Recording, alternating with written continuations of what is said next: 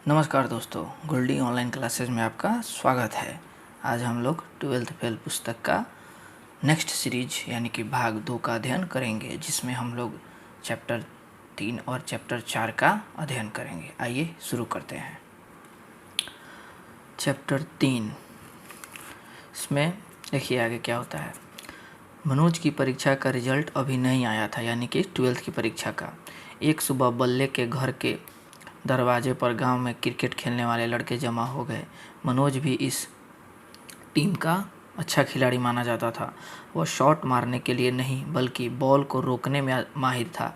जब टीम जल्दी जल्दी आउट होती थी तब वह क्रीज पर जाकर विकेट गिरने से रोक सकता था।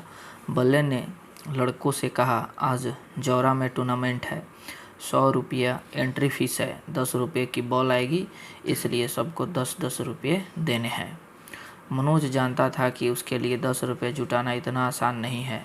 7 महीने पहले अक्टूबर में पापा डिंडोरी से आए थे, तब माँ को 10,000 रुपये दे गए थे। 7 महीने में सब रुपये खर्च हो गए। तब से ना पापा आए न ही उन्होंने तनख्वाह भेजी। मम्मी अब उधार मांग कर घर चला रही है। इसी भरोसे घर चल रहा है कि पापा के आने के बाद सब ठीक हो जाएगा। क्रिकेट की मीटिंग में अचानक मनोज के सामने उनके घर की दीनहीन और जर्जर दशा का दृश्य आ गया। घर में घुसने से पहले उसने देखा कि मम्मी पड़ोस की ताई से उनके दरवाजे पर बात कर रही है। छोटा भाई कमलेश घर में नहीं है, या तो वह सड़क किनारे पुलिया पर बैठा होगा या बिना कहे जौरा निकल गया होगा।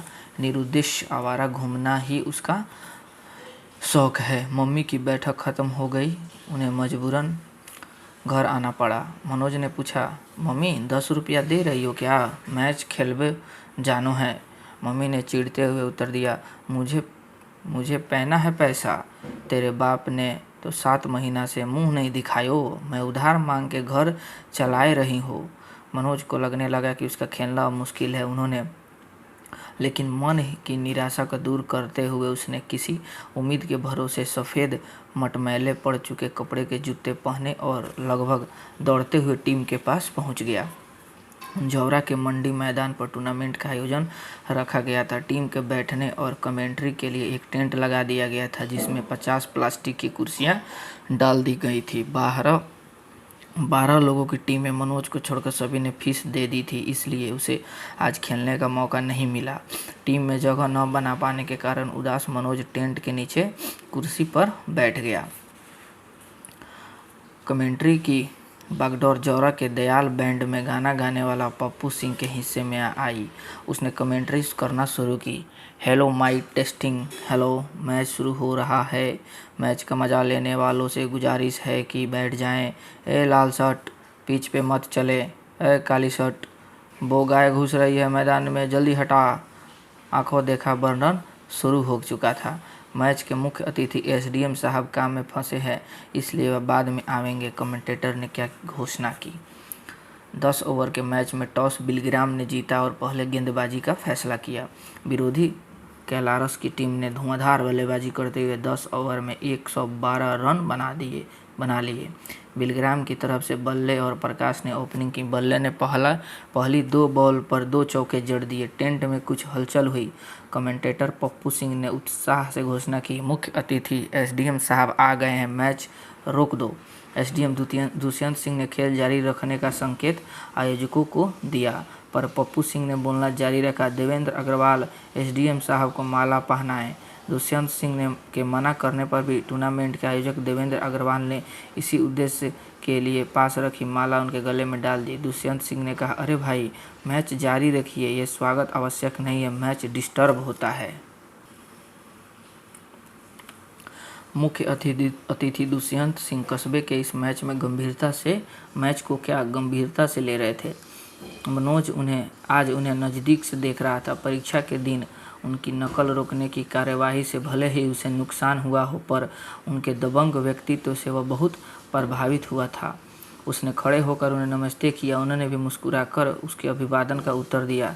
मैच फिर शुरू हो गया। उत्साहित पप्पू सिंह ने खेल को देशभक्ति से जोड़ते हुए मोहम्मद रफ़ी की 2 लाइनें लगा दी।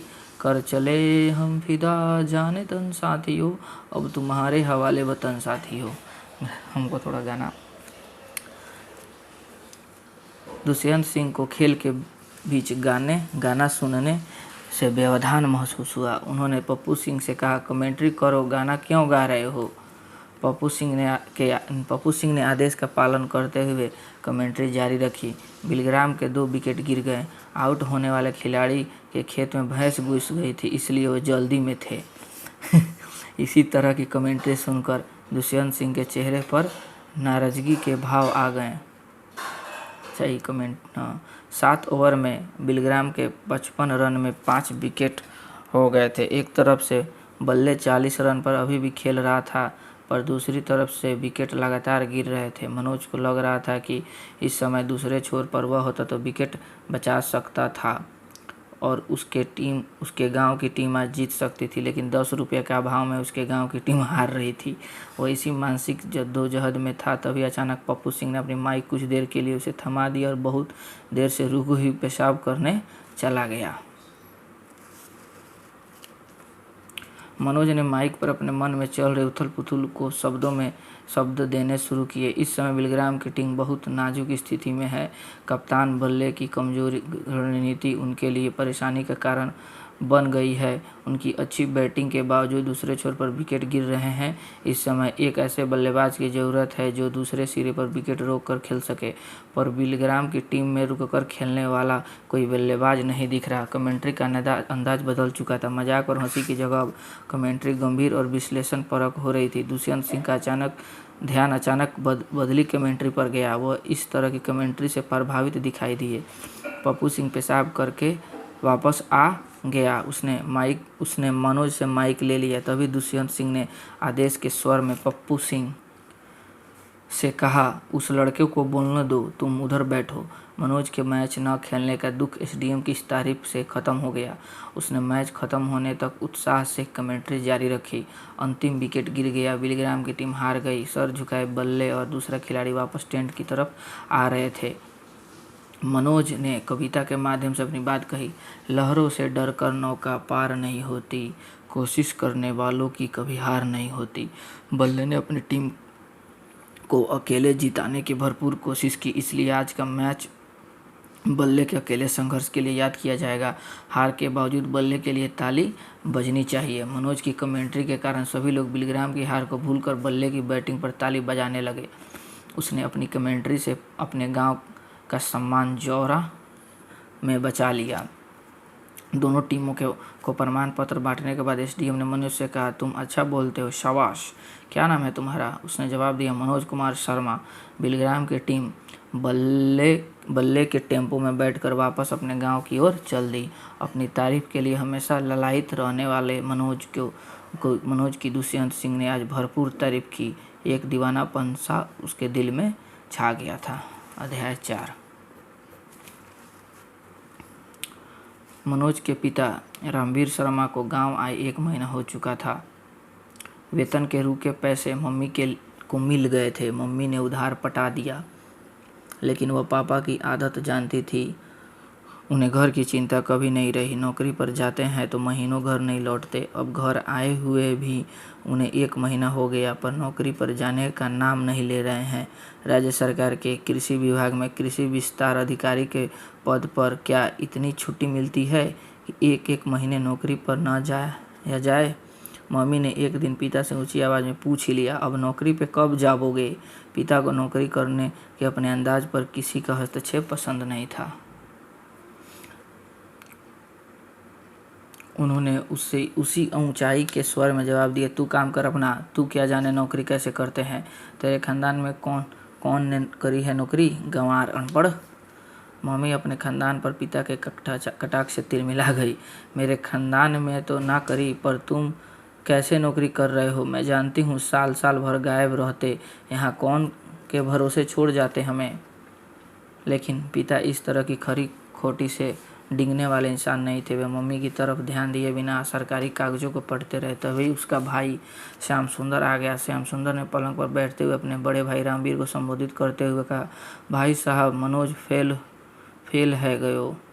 उसे उम्मीद थी कि भाई साहब मनोज के फेल होने की खबर सुनकर दुखी हो जाएंगे, लेकिन वह अपने भाई की सूचना से अप्रभावित रहे। उन्होंने अपने सामने फैले कागज समेटकर पलंग के नीचे रखे संदूक में जमाए और उठकर जाने लगे।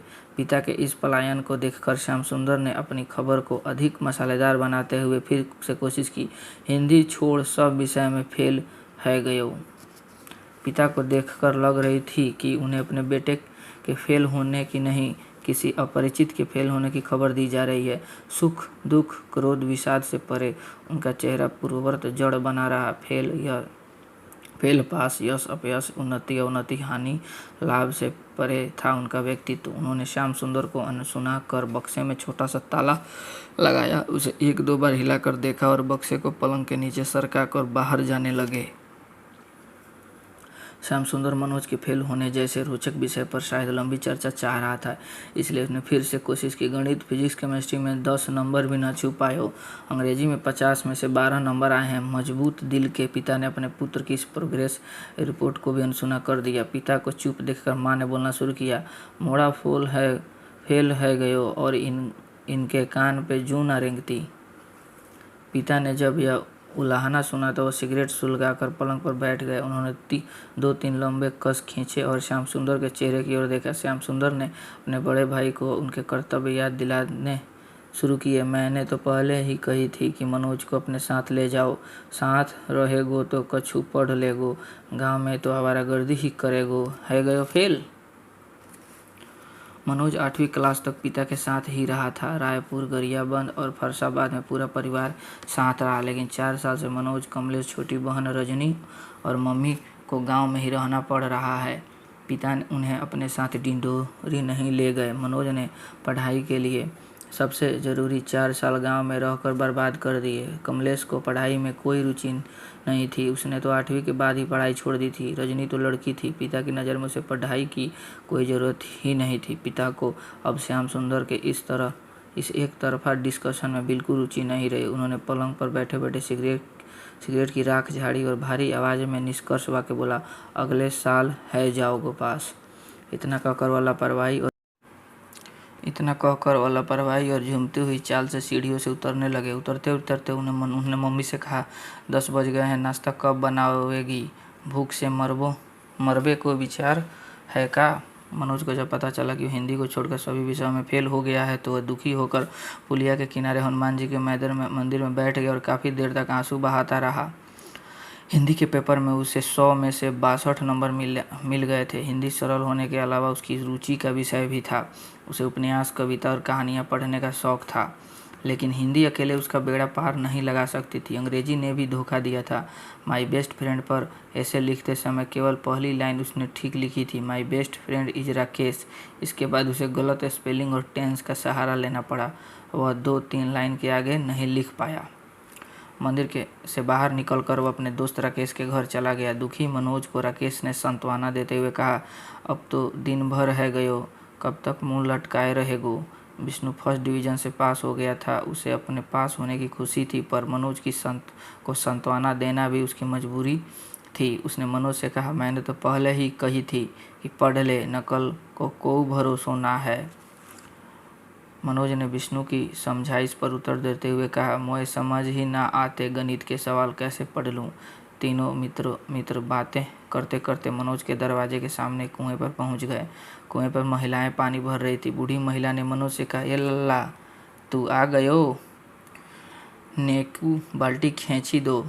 मनोज के द्वारा बाल्टी खींचने के बाद आदत के अनुसार बूढ़ी महिला ने अपना रटाया आशीर्वाद उसे दे दिया। लल्ला तू फर्स्ट ते पास होएगो। मनोज ने आशीर्वाद सुना तो निराशा फीकी हंसी उसके होठों पर आ गई। पास खड़े चाचा श्याम सुंदर ने भी बुढ़िया का आशीर्वाद सुन लिया। उनसे नहीं रहा गया। उन्होंने आसपास खड़े लोगों को सुनाते हुए तेज आवाज़ में बोलना शुरू किया, अरे ताई, अब का फर्स्ट आवेगो? मनोज तो पास न हो पाए, फर्स्ट की तो बात दूर। मनोज अपने इस सार्वजनिक अपमान से आहत हो गया, लेकिन राकेश के दिमाग में बहुत देर से एक बात रुकी हुई थी। उसने कहा, मैं तो कह रहा हूँ पढ़ाई लिखाई में अब कछु न धरो, BA MA चप्पल चटका रहे हैं, तू तो कोई काम धंधो शुरू कर दे। मनोज को राकेश का विचार अच्छा तो लगा, पर वह अपने घर की आर्थिक स्थिति जानता था। राकेश धंधे के लिए लाखों रुपये चाहिए, कहाँ से आएंगे? भविष्य के प्रति निराशा और अनिश्चित मनोज अपने घर पहुंच गया। उसका छोटा भाई कमलेश सुबह से गायब था। माँ अपने छोटे बेटे के इस तरह गायब होने से परेशान थी। माँ ने पिता से अपनी चिंता व्यक्त की तो उन्होंने कहा, सवेरे आ जाओगे, परेशान ना हो तो रोटी बना। इतना कहकर पिता निश्चित भाव से छत पर टहलने चले गए।